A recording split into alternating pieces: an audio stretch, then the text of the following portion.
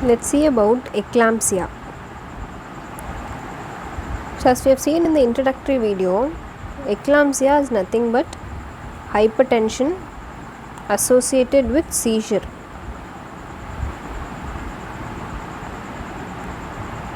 So this is a convulsive disease which is seen in pregnant women or during parturition or in the puerperium period. So here there is high blood pressure associated with albuminuria, that is proteinuria, and edema. And the other symptoms seen in eclampsia include headache, dizziness, visual disturbances, epigastric pain,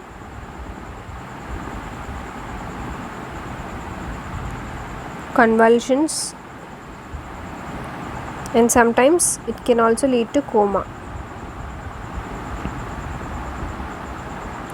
All these we have seen already are the warning signs of severe preeclampsia. So now coming to the classification of eclampsia. Eclampsia can be classified based on its occurrence.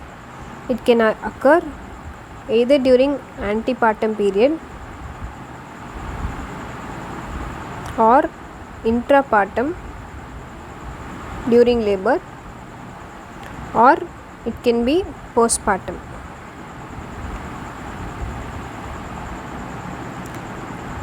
And as in preeclampsia, eclampsia is also more common in primigravidas. So they are one of the risk factors for development of eclampsia. Then the etiology and clinical pathology are same as that of preeclampsia. So please check out our previous video on preeclampsia, in which we would have spoken about etiology and pathogenesis. That is the same for eclampsia. Next is clinical features. In many cases of eclampsia, the clinical features, as you have seen already, are the impending signs of preeclampsia, which we have discussed in detail in our previous video. And in some times there could be no signs and symptoms.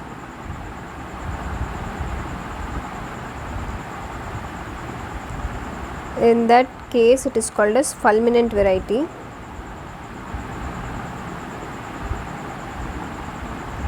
And fit may be the first sign.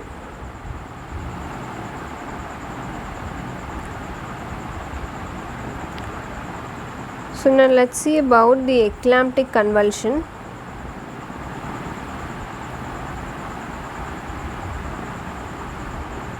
Also called as eclamptic fit. As we all know, eclamptic convulsion is of generalized tonic-clonic seizure type, and there are 4 stages seen here. The stages are: first is premonitory stage,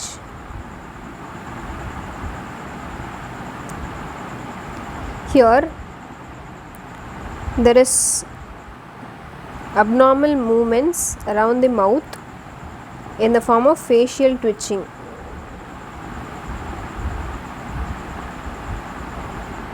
This lasts from few seconds to about half a minute.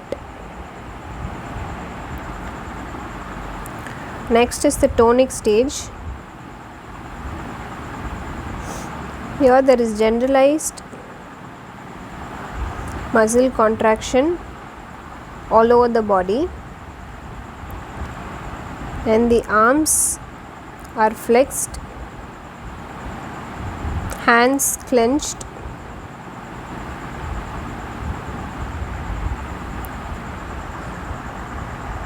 and this may persist for about 15 to 20 seconds. This is the tonic stage.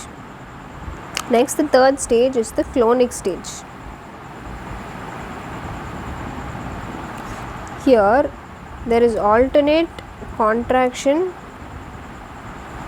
and relaxation of the muscles of the body. So in this stage there occurs opening and closing of jaw violently. Then the tongue may be bitten because of the violent actions of the jaw, and the diaphragm becomes fixed, so there is the respiration is put under halt. Next stage is stage of coma. Here the convulsive movements stop and a few jerks or some twitching may occur at intervals. The patient lies quiet.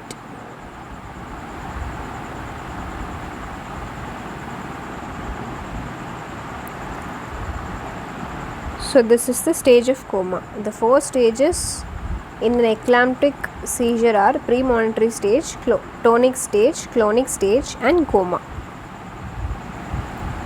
The duration of coma is variable. Next, coming to differential diagnosis. So there can also occur seizures because of certain other diseases like epilepsy, or in case of any cerebral tumors. So these should be ruled out. Next is complications.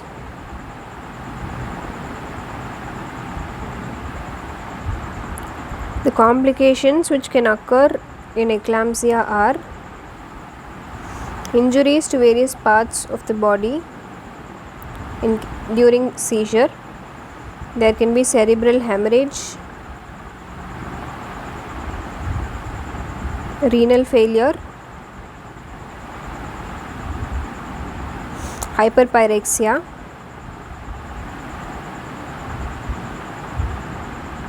pulmonary edema,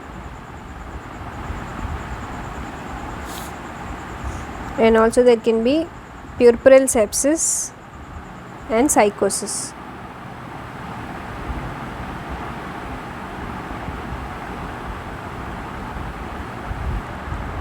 These are the complications. Now coming to the management, which is the very important topic, management of eclampsia. So there are 5 main principles of management of eclampsia, which are: first is general management, next is control of convulsion,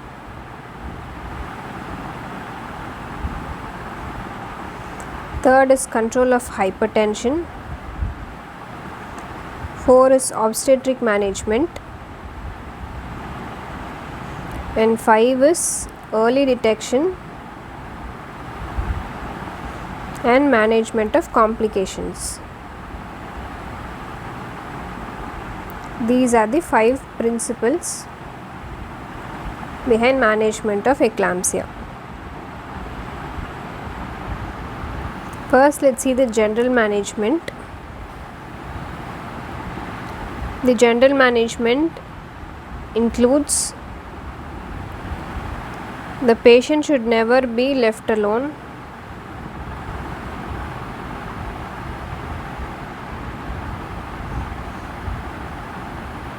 There should be clearance of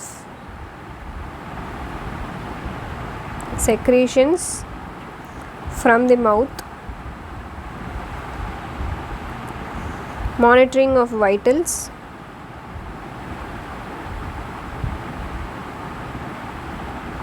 and also monitoring urine output by catheterizing the patient. And then to prevent the falling back of tongue, an airway is inserted.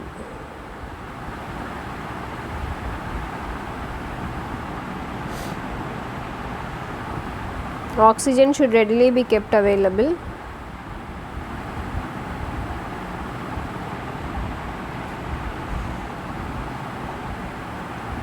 And the only drug of choice nowadays is magnesium sulfate.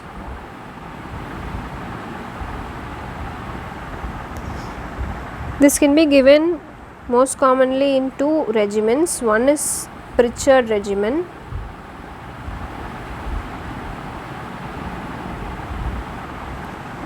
which is most commonly followed now. The other is Zuspan regimen.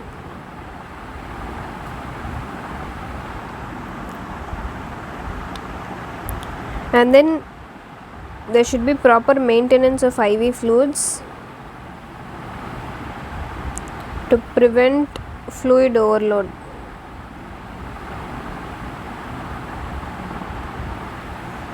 Then antibiotics should be given to prevent infections. This is the general management. Next, coming to the control of convulsions.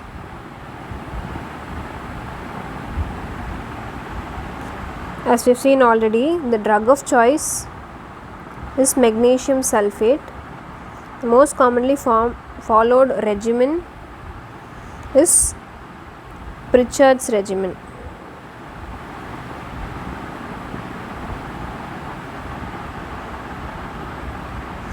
In Pritchard's regimen,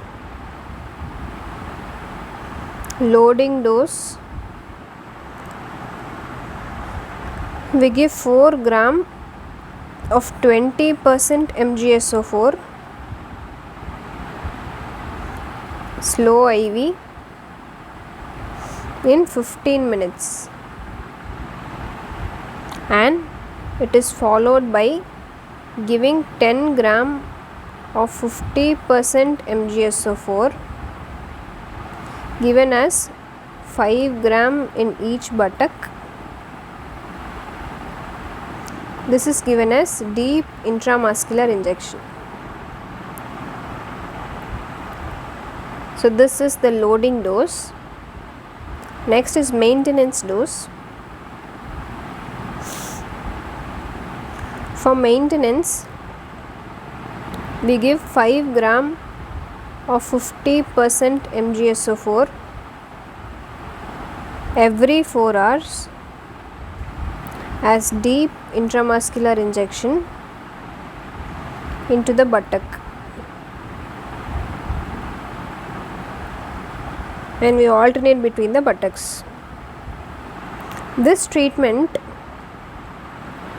is continued till 24 hours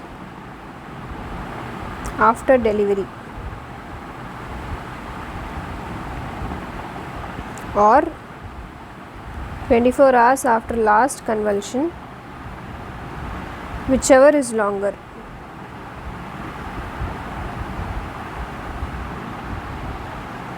This is the Pritchard's regimen. Whereas the Zuspan regimen, the loading dose is same, that is we give 4 grams of 20% MgSO4, slow IV in 15 minutes. Whereas the maintenance dose there is 1 to 2 grams per hour is given as slow IV infusion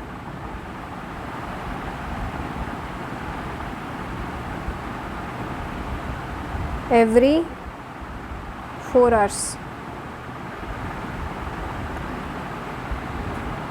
for Zuspan regimen.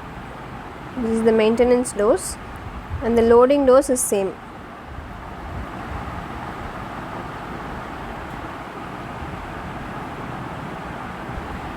An important point is we should monitor certain things during the therapy for magnesium sulfate toxicity. One is knee jerk, 2 is respiratory rate, and 3 is urine output. In case of magnesium sulfate toxicity, the first to be lost is knee jerk.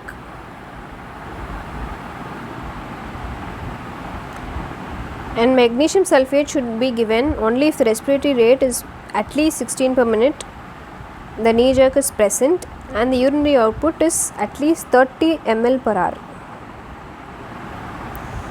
So in case of any respiratory arrest because of MgSO4 toxicity, the antidote is IV calcium gluconate.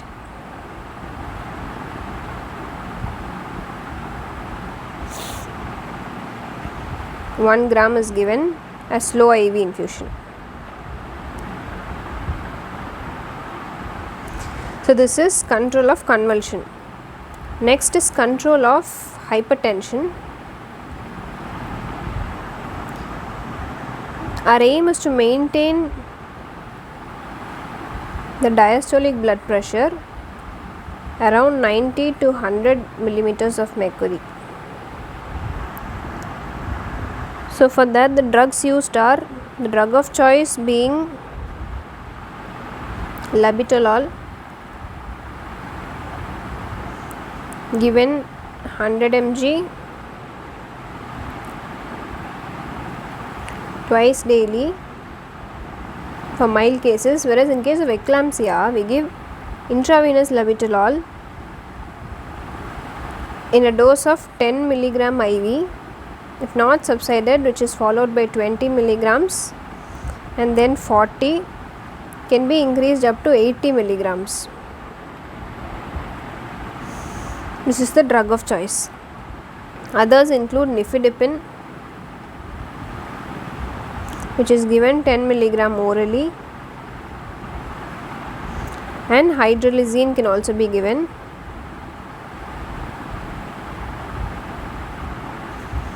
As 5 mg IV.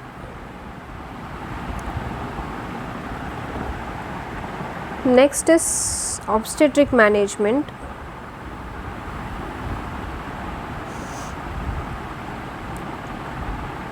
So in obstetric management, early delivery is indicated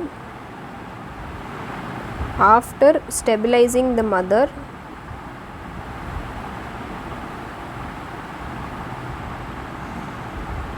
and C-section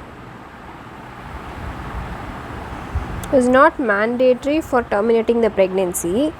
C-section is done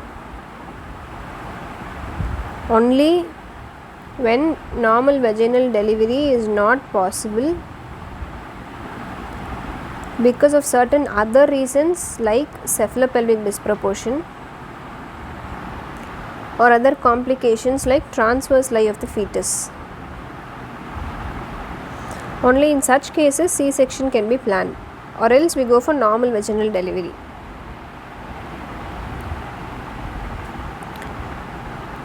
Next principle is early detection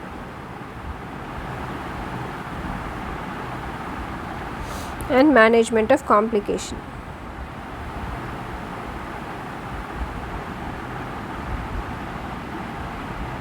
So the complications which can arise include aspiration pneumonitis,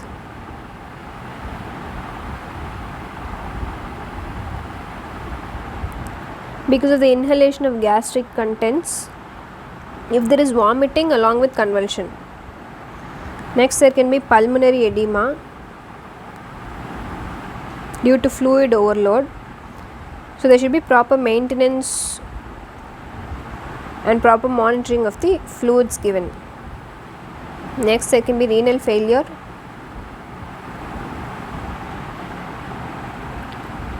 So to prevent this, we should strictly monitor the urine output. Next, there can also be cerebral hemorrhage. This can be prevented by properly controlling hypertension. These are the complications which can be detected early and thereby we can manage. So this is all about the eclampsia.